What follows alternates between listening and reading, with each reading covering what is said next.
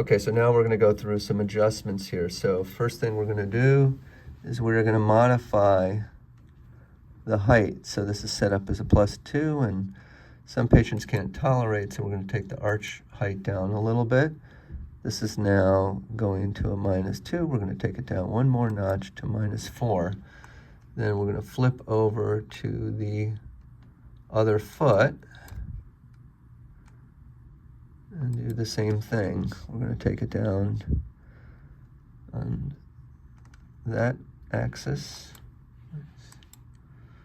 Okay, we see that there. And we're going to take a look at what we got.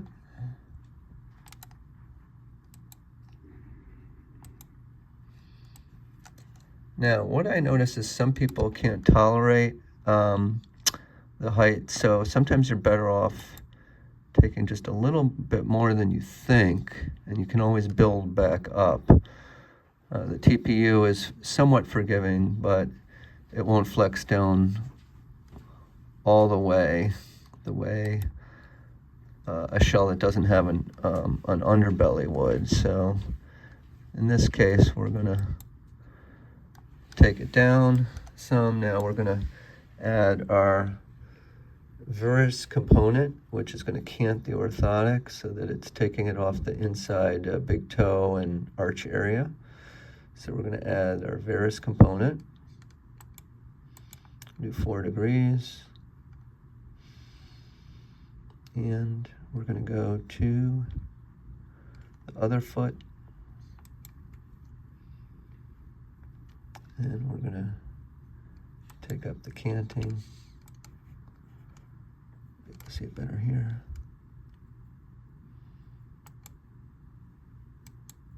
Okay.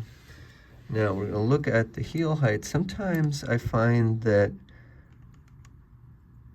because these already have extra depth, I want to just take it down just a little bit, just to make it fit in the shoe better.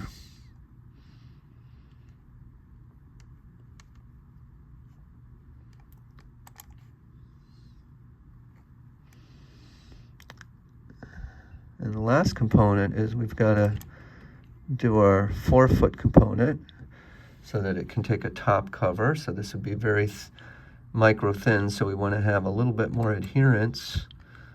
So we're going to take up the top cover thickness. And there's all kinds of other features we can add.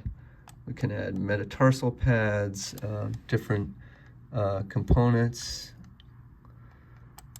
These are some of the features that are available. Reverse Morton's extension. In this case, we don't need any of these extra features. So we're going to hit done. And then we would be ready to print our orthotic.